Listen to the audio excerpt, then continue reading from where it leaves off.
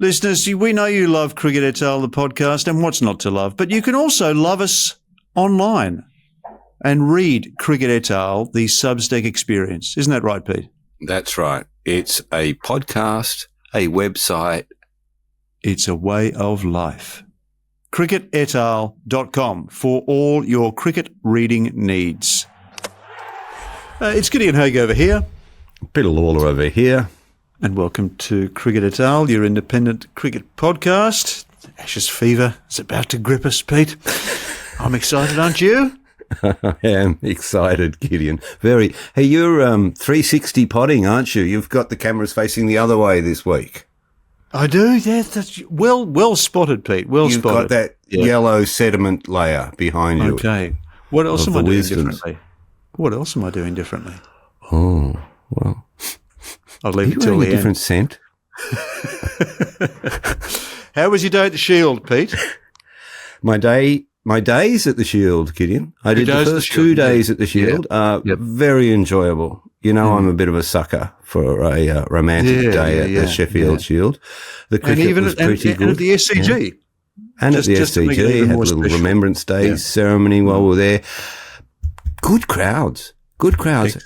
Even queues at the start of the day to get in from the members who clearly, you know, they have a favourite seat that they always sit in, so it's worth getting in there an hour early.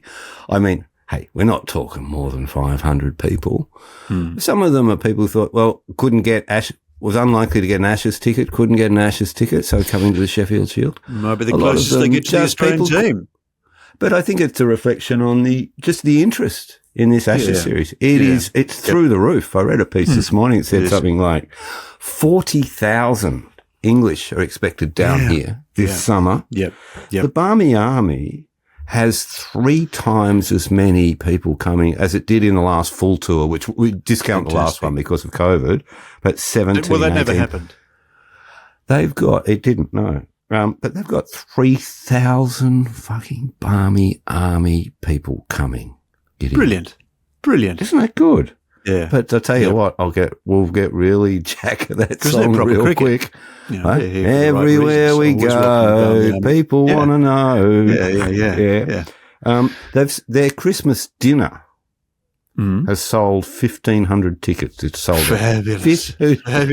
God, they're doing even better than Cricket House night at the pub. Mate, they're a corporate entity these days, aren't they? They are a commercial scene. Like the trumpeter is an employed person. That's his job. But they bring a bit of excitement, but I don't think we need the Barmy Army to get excited about this Ashes series. Well, it's indicative of the optimism around this series. You know, we are due a good one in Australia. We haven't really had a closely contested Ashes series since 2010-11, and you know, it's been pretty thin gruel between times. I think everyone's hopeful about this Ashes series. Whether they have grounds for their hopefulness, we might get to discussing a little bit later on. But talk us through the Shield game, Pete, because it was important. It was a very important Shield round. We had 14 of the 15 members of the Australian squad playing. We did. A majority of them in the game that you were watching. We did, Gideon. I suppose we should really just start with the news, which broke yesterday, the day I wasn't at the game because I had a little life maintenance on. So Sean Abbott and Josh Hazlewood both limped from the field with what looked like hamstring strains. I was having my afternoon nap. And I woke up and I saw the news and I almost started crying. I stuck my head back under the pillow and thought, I cannot face another fucking week of injury speculation. My God, Cummins. Whenever they play, they get injured. Cummins nearly killed me. The whole Cummins back thing. I mean, it nearly killed all of us, didn't it? As journalists, just filling space. I mean, thank God I don't have to file every day on this stuff anymore. I can report to you, however, that I think he's done a bit of an Ollie Robinson there. Hoff, they've gone and they've found nothing, and they suspect it was just stiffness from a recent exercise program, some exercise 2 days before. So that is very good news. Hoff is fine, and we'll go to Perth and we'll train. It's bad news for Sean Abbott. He's not available for Perth. It is. I mean, look, they'll bring somebody else in, will they?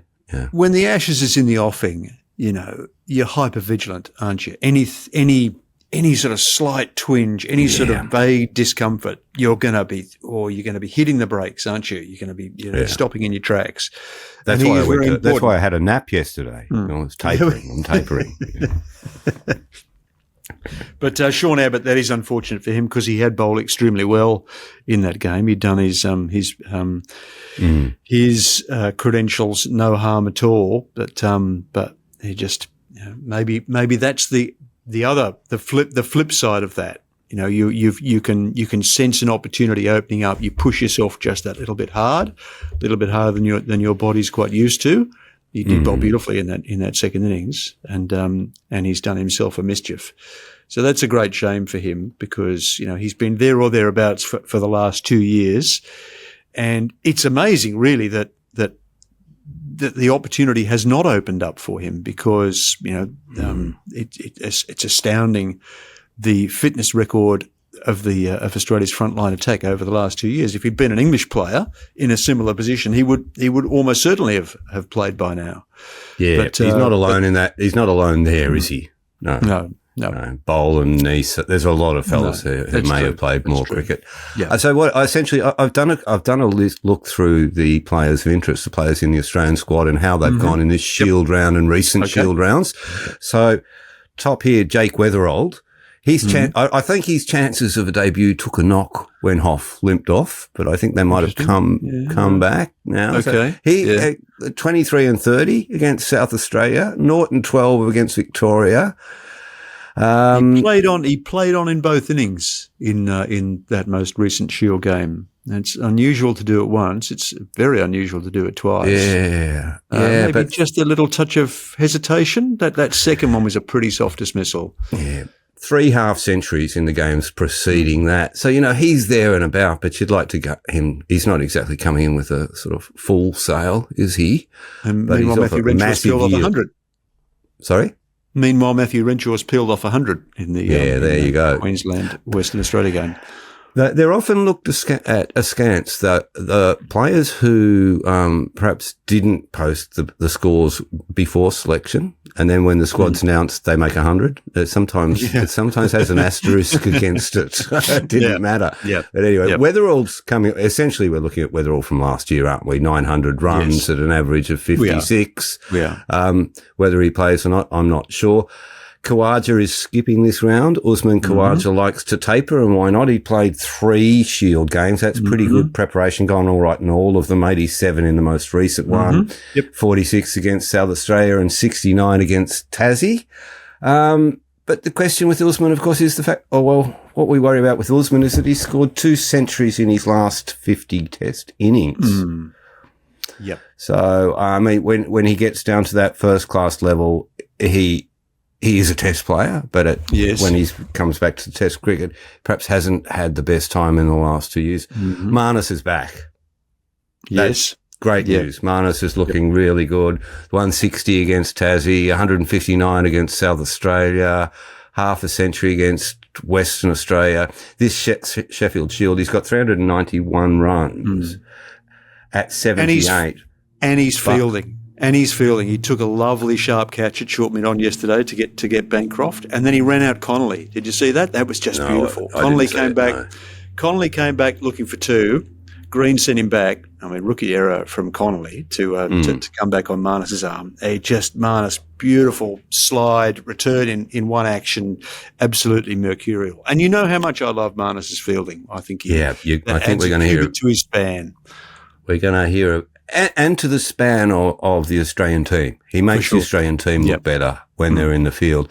But just getting back to his returns this year from Sheffield Shield, the 78 is a fantastic average. More important to me, I think, is the fact that he's hitting them at a strike rate of 74, which is pretty good. It signals a change of intent, I think, It does. Cameron Green, we're all watching him. He's 49 not out. As we speak, and has bowled 8 overs and taken an early wicket, so he's ticking boxes, isn't he? It's probably the more important thing, isn't it, that he's got through 8 overs and he bowled. He was sharp. He was clear. He was pushing himself. They were effort balls. He wasn't just gliding in. He got Jack Clayton out. Could have got out last night. He was a little bit lucky. The ball went through Nice's hands off Whitney when he was 7. We might have been talking about slightly different perspective, but you would back him to kind of make 100. That looks like a pretty flat pitch at the Wacker. And I think, despite the fact that Webster has taken 5 for against South Australia and obviously bowled well, I've just got the feeling this is going to be a short test in Perth. I think you have to trust that your 4 main bowlers are going to do the job for you, that the 5th is going to be helpful, but the 6th is probably going to be superfluous. Yep. So I think with Hazelwood having pulled up okay, I still think Weatherald will get a game. And on balance, I think he will. I'd love to see Smith bat at 3, but he probably won't. So Marnus slots in there. I think it's all coming together for Australia at the right time. All right. I was going to hold a gun to your head and ask you to pick your 11 later, but anyway, you've done it now, so that's fine. Smudge, Steve Smith, anything that Marnus can do, he can do better. He's got this lovely century against Queensland, 2 half centuries against Victoria in this match. He looks as good as he can look. We'll just see how he is when it goes up a level, but he looks that's uncanny. Very reassuring for Australia. Doesn't he? What? Well, everyone else was battling. Everything else was falling out. He looked like he was playing a completely different game. A little bit like he was in the West Indies, I thought. Just looked like, there were 2 different games in parallel and Smith was dominating in one. Yeah, absolutely. I think the only time he's looked bad is when he started his innings against Queensland and was facing Marnus. Yeah. And said to his partner, I'm not going to play a shot against him. I will not get out against Marnus. I'll never hear the end of it. So it's very That reminds me of, apparently Jeff Boycott and Vivian Richards would always block each other's bowling because neither of them would get out against each other. Well, it's even worse for Steve because he has to share a dressing room with the guy who gets him out, Travis Head's still swinging like a dunny door, but it's only a matter of time before he hits one. Gideon. He's always 1 innings away from his best, isn't he? That's the lesson that we've learned from him over the last few years. He's sort of drifted through those white ball games and then got pulled out, but that's the way he rolls. That's Travis Head cricket. And he was huge last summer, wasn't he, in Brisbane with the 150, the 140 in Adelaide, and he's had a few half centuries since then, but hasn't had the greatest time of it, but hasn't been the greatest batting since last summer. The player who may have attracted the most interest, Pete, was the one who wasn't playing, but you saw, which was Pat Cummins bowling in the nets. Oh, yes. I was going to get to that. Yeah. So tell us about that. Well, I was sitting there. I thought I had it all as a Cricket et al. Exclusive. I was going to do a great report on Cummins in the nets, but then Tommy, you can't keep a good journo down. Tommy Decent came and slid in next to me. Then Nasher came and sat there, and Benny Horn was thereabouts. But Tommy and I were sitting actually with Pat's father, Peter. Yep. Watching him in the nets, and there was a small but very focused crowd sitting behind Pat. It was fantastic. Started off at, oh geez, he doesn't look great, and he doesn't have a very sort of subtle body, does he? He's a stiff character. I used to watch him when he'd return to cricket, and he'd be walking back after bowling a ball like every bit of him hurt, like he's got stiff bow hips. legs. They're very distinctive, aren't they? They are, yeah.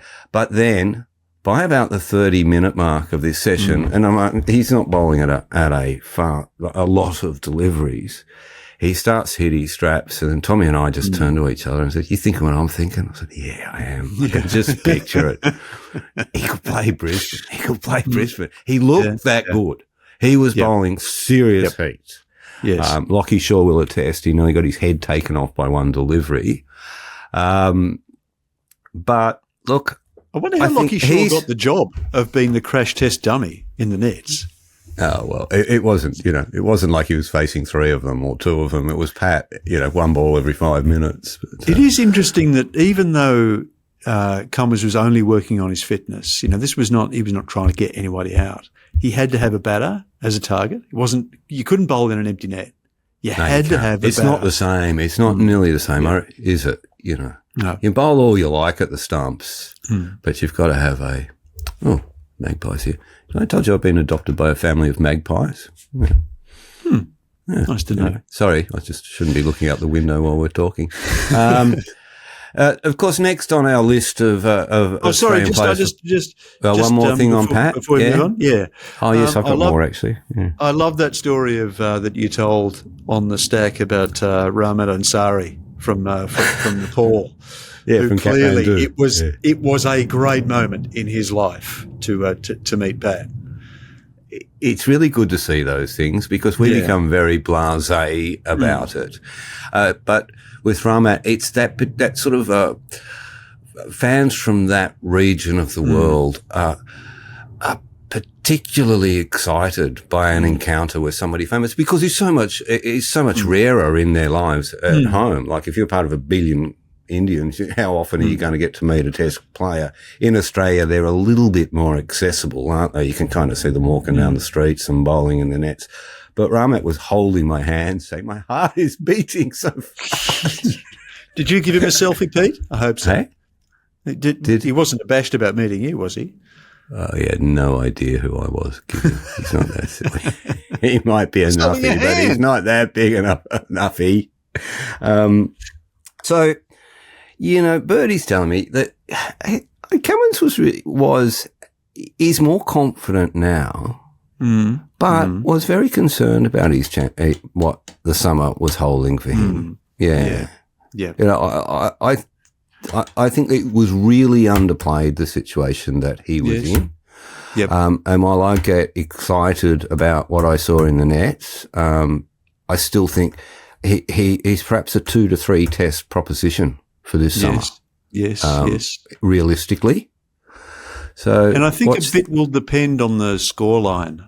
If God forbid Australia should lose in Perth, which would be good for the series, then he might feel more pressure to come back for the second. But if Australia takes a lead, maybe there isn't so much pressure.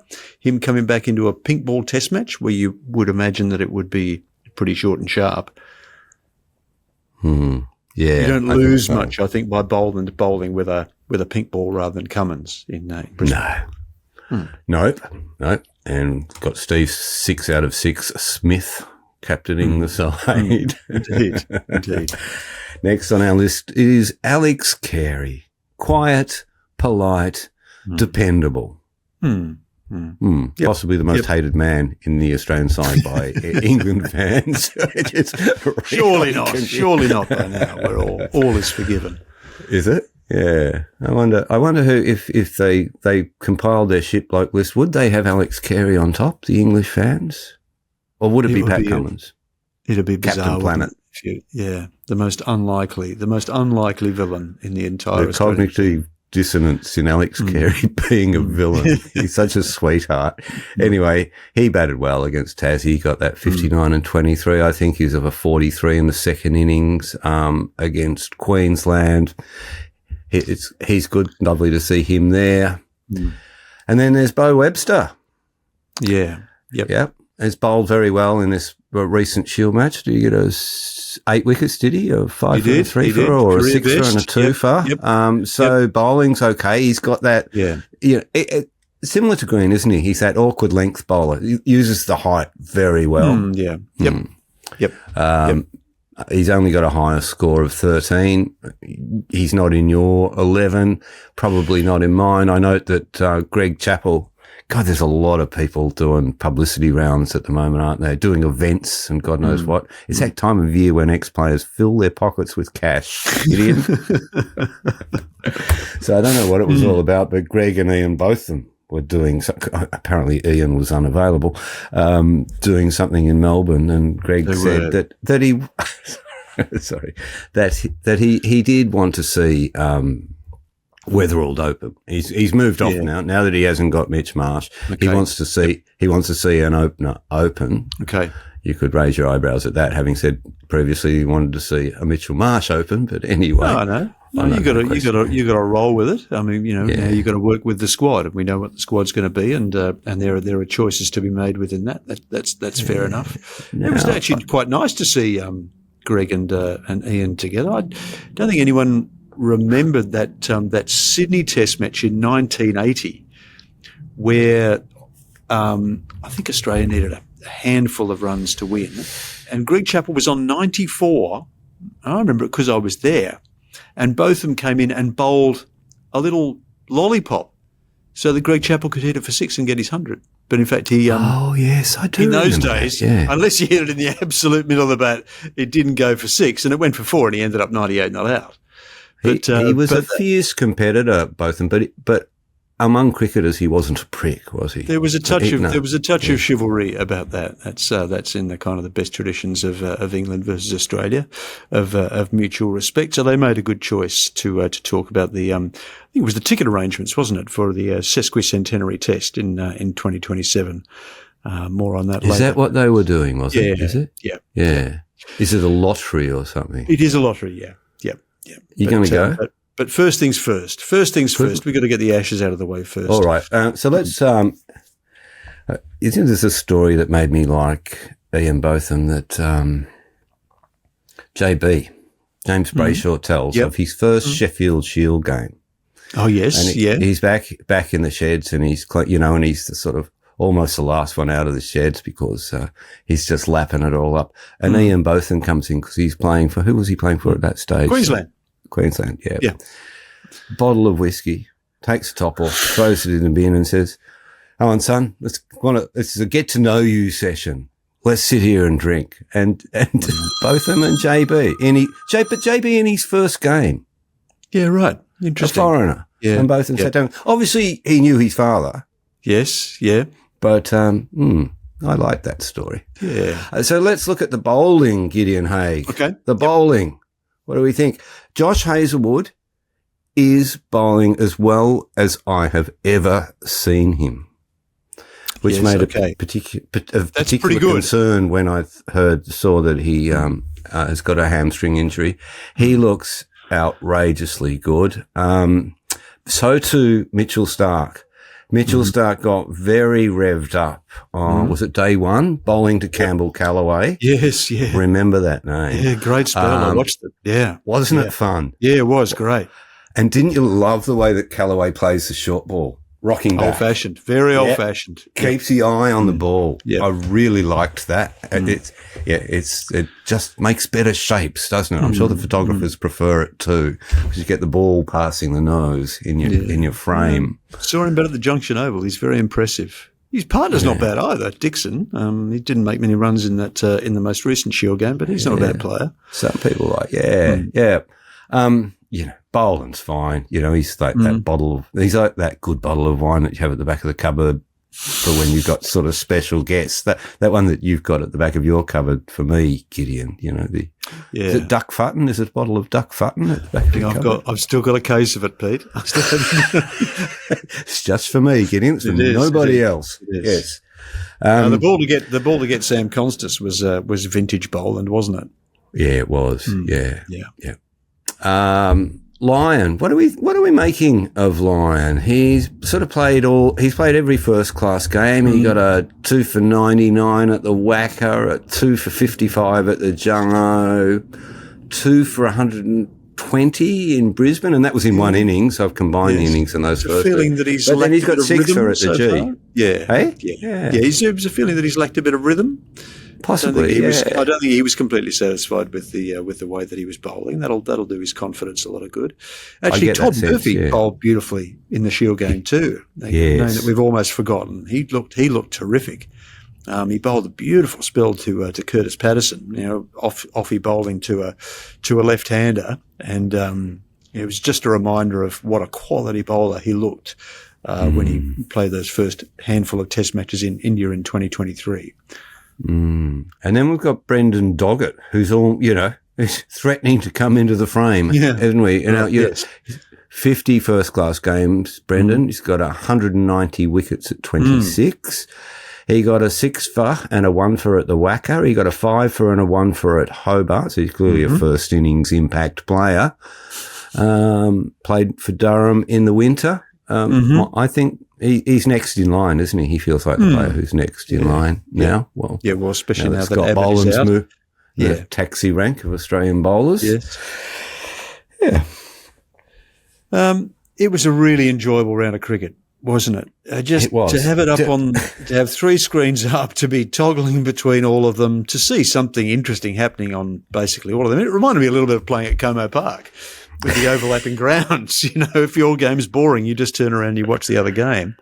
I note that I haven't actually mentioned the result of the games in any of what we've been talking about now. Well, actually, we could talk about that because Victoria got the better of New South Wales and they looked pretty satisfied about it. It was a very well contested game, wasn't it? You know, Victoria would have come into the game. You're basically playing against the Australian attack, and there's a certain romance in taking a game off New South Wales in those circumstances. Well, didn't just take it off them, mate. They beat them by 300 runs, and New South Wales have managed to post 128 and 125 in its 2 innings. I don't know how big those cracks got. There were some cracks there after the first day, but that looked like that was a pretty good, like reasonable batting track at the SCG. Slowed down a bit in the second half of the first day. Peter Hanscom's was a good 100. Those 2 modest scores include, significant contributions from Steve Smith and none from anyone else. They'll be really worried about that, New South Wales. It's just not going right for them, is it? No. I don't think they can quite get the assemblage right. You know, they've got a lot of young players around, a lot of talented players, but it's just not clicking. South Australia beat Tassie. That was a really good game, I thought. Really good game. By 3 wickets, But and again, but in that game, I mean, the highest score in that game was 219. Yeah. And there were 3 innings at the SCG where they didn't pass 200. So it gives you some indication of does it give you an indication of what batting's like in Australia right now, or what batters are like in Australia right now? Probably both. Form or content. I mean, the ball was going through in all those white ball games against India, wasn't it? You know, it looks to be that this is what the pitches are going to be like this summer. So we could be in for some nasty, brutish, and short Test matches, considering the firepower that England and Australia are carrying. Just to it was while I'm thinking about it, the WA Queensland game is going on today. Hasn't it been good to hear Christina Matthews as the voice of the Wacker? I love it. Great to hear. It's so good. And it's informative. Yeah. So she gets people on. She asks some really intelligent questions. You'll learn a lot about what's going on in West Australian cricket. Has a great relationship with the younger players. Yes. She not only knows, where they've been and what they've done, she relates conversations that she has with them about their game. CEO in the cricket, at that level. It's good to have her still around. I'm glad she hasn't retreated from the game. And we must get her on the podcast again. Every now and again, she talks about her own career too. And it's so interesting because it's not an anecdote that you've heard 100 times, which it usually is with other commentators. I really do enjoy the commentary of the Shield and the coverage of the Shield, that sort of homespun sort of sense to it. Which is the commentators are good; they know their stuff. Yeah. And I think in domestic cricket, you almost need Shield specialists who are across the whole thing, because God knows my poor brain can't get across all those players and people that come in and out. And I tell you, one of the things that makes a difference to commentary, I just realised that while I was listening to it, is the lack of the DRS. So when the batter's LB, he walks off. When the batter's given a caught behind, he walks off. Yep. So the commentator has the opportunity to make the dramatic call. He's out. Rather than the process that is now commencing, the bureaucratic process, we're sending it upstairs, it's for judicial review. And the commentators relish that. The commentators exploit it for all it's worth. So I felt quite nostalgic listening to the commentary. It was a little bit like, I don't know, listening to the ABC call the Sheffield Shield back in the old days. I used to listen to it avidly. Yes, yeah. So that's it. Basically, we take our eyes off first-class cricket now, and we move our eyes to Perth. It's in 7 days, Gideon. I'll be at the airport flying to Perth. It is, but interestingly, the England cricket team is about to vanish for the next 3 days because they're playing their warm-up game, and as far as I know, it's not being live streamed. So it's almost like they've sort of raised the tarpaulins around the outside of the ground in the fashion that India has when they train. Oh, have they done that? And that's exactly what India did last year. And I'm thinking that it's almost inevitable that the West Australian is going to come up with the headline "England plays with themselves." I mean, they're on a roll. You should work for that paper, mate. You should work for that paper. How they really? Yeah, see, that really bothers me. I reckon it's a real mistake because you're creating this bunker mentality that can go wrong really quickly. I reckon you can sour, it can fester when you lock yourself in that tightly. Don't talk to them. Don't look at them. They don't exist. I mean, India do it because they don't want to be besieged by fans generally. Yeah. And they tend to hold cricket fans in contempt for some reason. Although perhaps if I was an Indian cricketer, I'd understand why.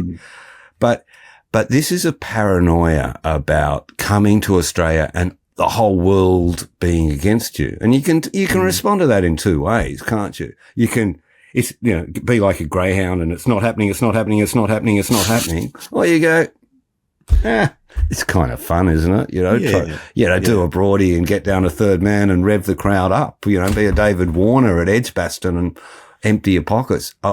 Like embrace it a little bit. Oh, for sure. I feel like they're being a bit defensive about it. No, they won't be able to complain about a lack of support either if 40,000 of their fans are coming to Australia.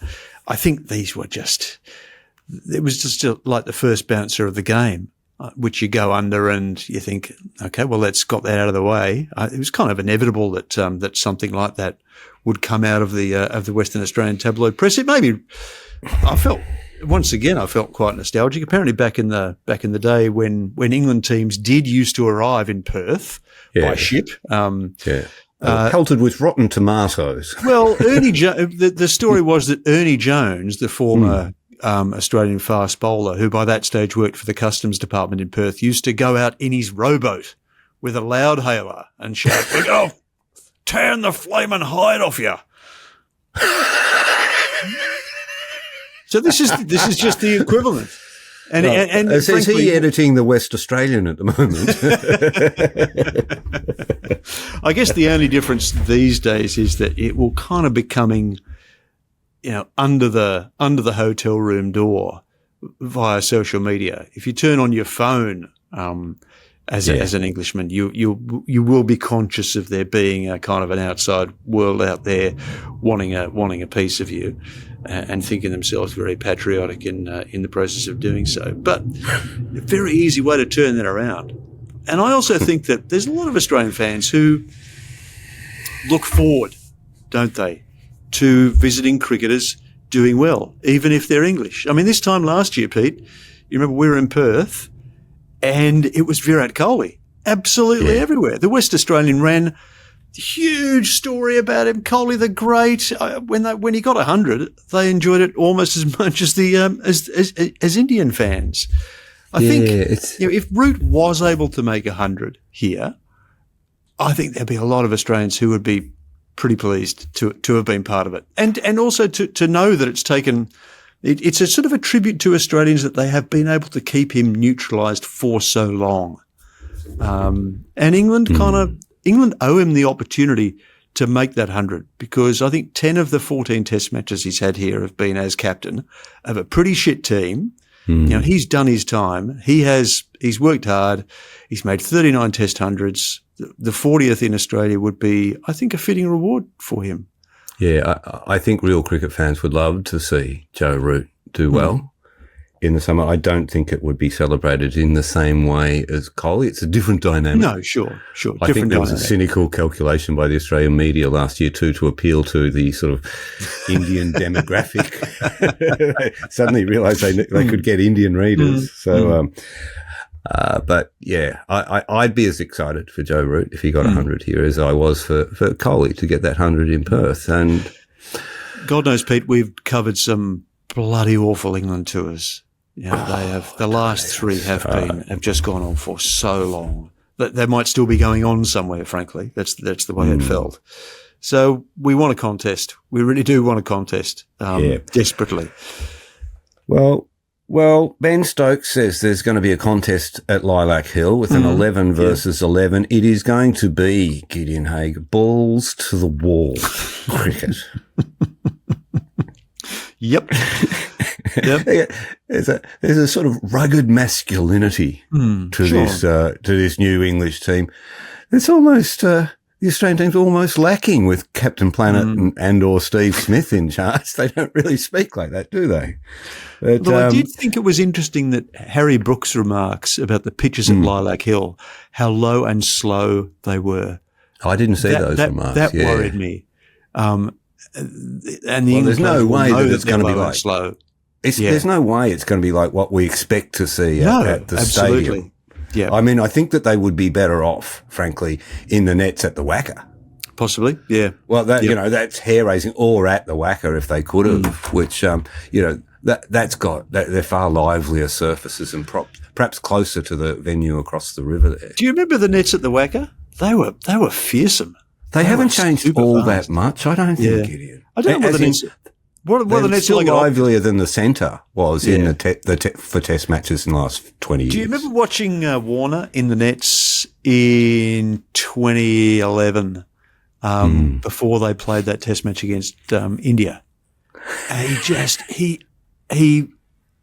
It was horrible. It was absolutely horrible. Played and missed, inside edges, hit on the body. He looked like a man completely out of tune and out of time. And what does he do? He goes out and gets 170. Yeah.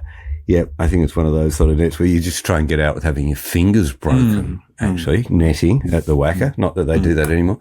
They're reasonable. I'm just trying to think of the nets out the back at the stadium. You can't really get a perspective because you can only watch side on there from memory. It's always too hot to stand around. Yes. Because it's Perth at this time of year. I noticed, I guess we run through the Australians and where they're at. I mean, the eternal question, as was pointed out in newspapers today, I think it was in Fairfax, that this is a series of attrition. I think it was flagged by, the possible injury to Hazelwood, the injury to Stark, the question marks around whether the bowlers will get through on both sides.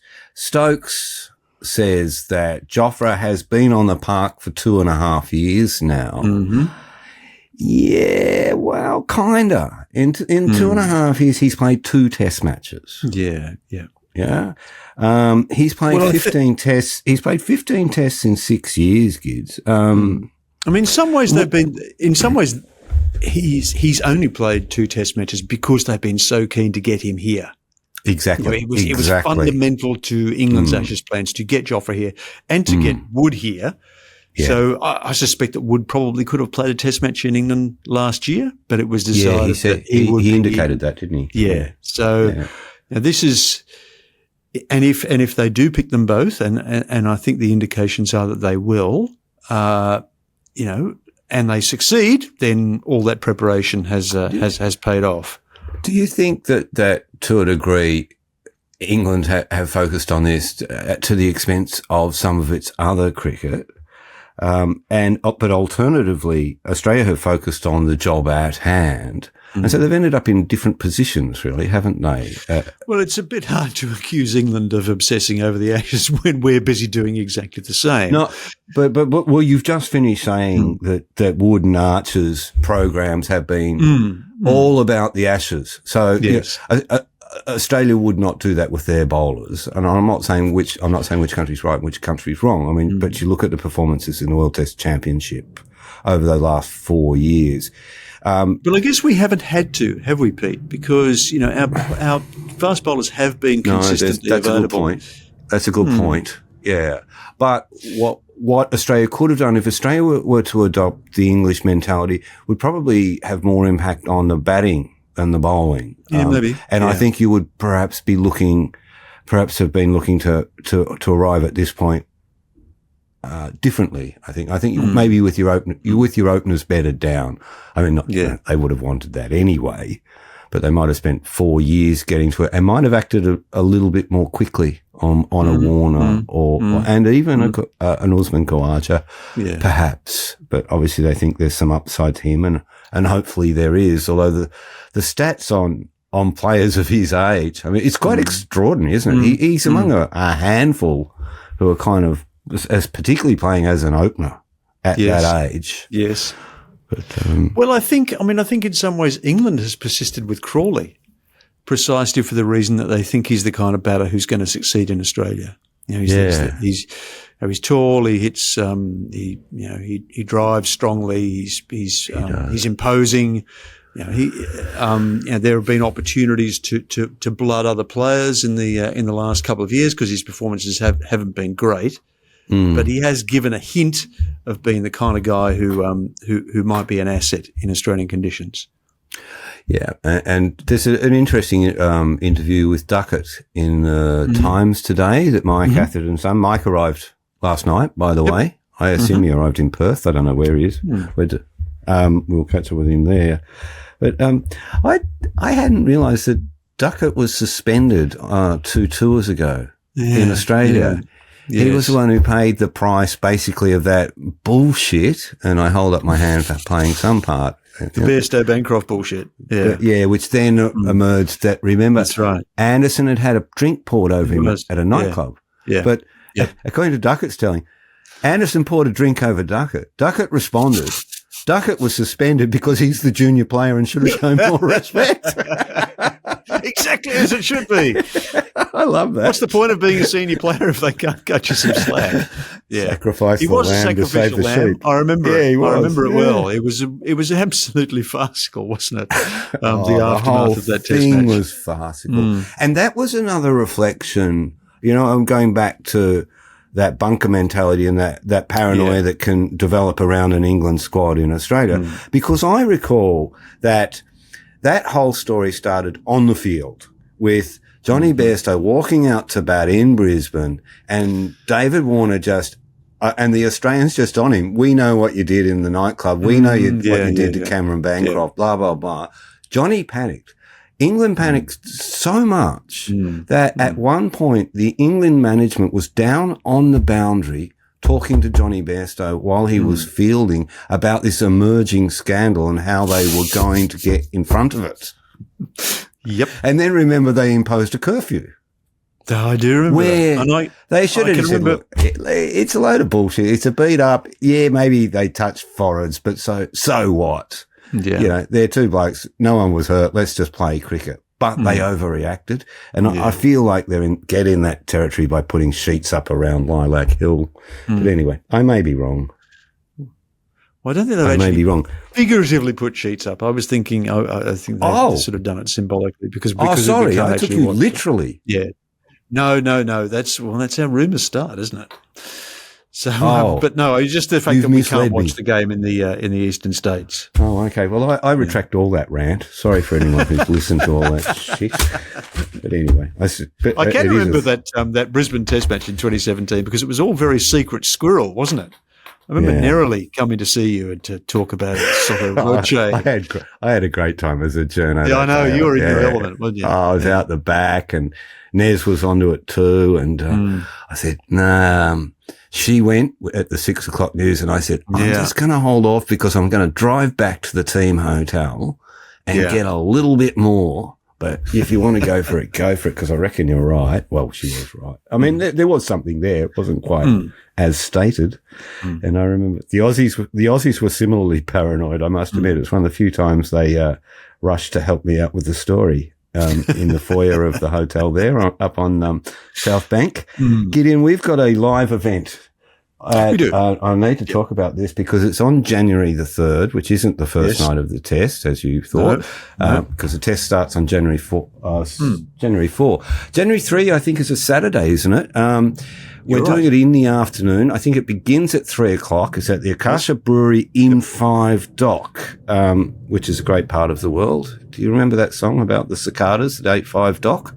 Yes, I can't take your word for it. We'll attach a link, won't we, to the to sticky tickets for. I'm here to tell you that just from our mentioning it last week, I think it's well on its way to being sold out. Right. So you better get in fast, because I think the brewery is doing a mail out today, but podcast listeners, quick, get in. We might have a band. Trio of Misfortune might play.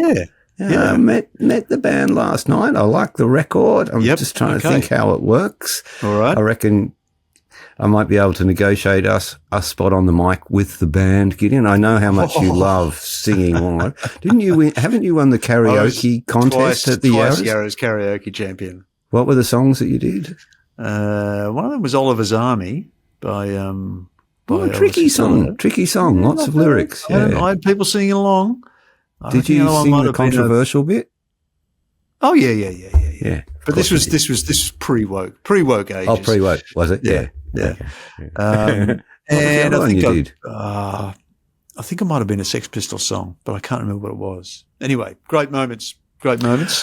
So we'll put a link on the Substack with the podcast. So Substack subscribers will get to see that, and they can buy a ticket. I think they're $50, but that's money well spent. I'm negotiating to get the unsold grade cricketer beer at half price for the event. Okay. Because they've moved on, and I think they've joined forces with VB. They're much bigger now. Yeah, right. Okay. Now they're going to Fox, and you know that they've sold out around the country.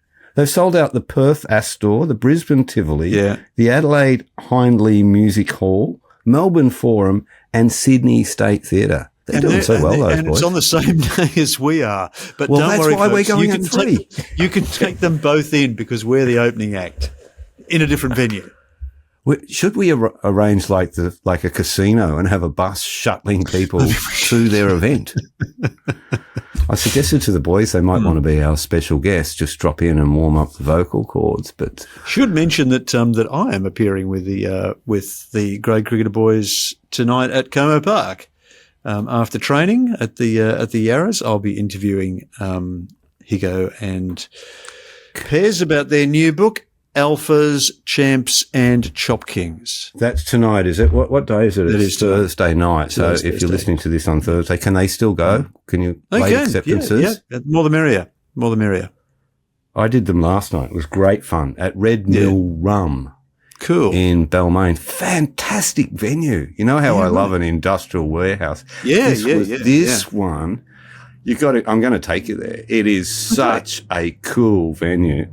And the guy who owns it, I think his name's David Miller or something, he's the great grandson of the guy of the original owner of Red Mill Rum, which was a distillery serviced by CSR Sugar. Refinery, which was on the Piedmont side, and they had a distillery over on the Rock side and a bottling plant elsewhere, and we're at one point Australia's most popular rum. And they've come back because rum's the new spirit. We've been through gin and vodka and tequila. Gilly's got his tequila now, but we're now on to rum. But great venue, and the guy's got some serious audio equipment, like some. In fact, he had this fuck off Valve amp, Australian made, beautiful thing, which he can't use because the fire department said, mate, it's a distillery. You got a live wire out there. It'll blow up. I'd risk the explosion, Gideon. Anyway, that'll be a good night, because I really enjoyed chatting to them last night. They're very funny, and we love them dearly. And all that stuff. Is there something else we needed to talk about? I'm just going through. I've got all my notes on a napkin from the cafe this morning. We should probably mention the women's BBL. The women's BBL's begun. Beth Moody got a very smooth 100 last night for the Scorchers, who won their first game, and Brisbane rather fell away. They've lost their second. The Renegades have won their first 2 under Georgia Wareham, who's standing in for Sophie Molyneux. Sixers and Hurricanes, who've won their first games, are playing tonight. And Alyssa Healy is back after recovering from that blow to her right thumb in the Women's World Cup, where she dropped that chance off Jemima Rodriguez. So she'll be turning out for the Sixers tonight. The Canes have got Nat Skyver Brunt and Lizelle Lee. So that'll be that's a game worth tuning into. If I was not talking to the grade cricketer boys, I would be watching it as I watched Beth Mooney last night. I watched Lizelle Lee batting for Tassie down near your place at the Junction Oval. Yeah.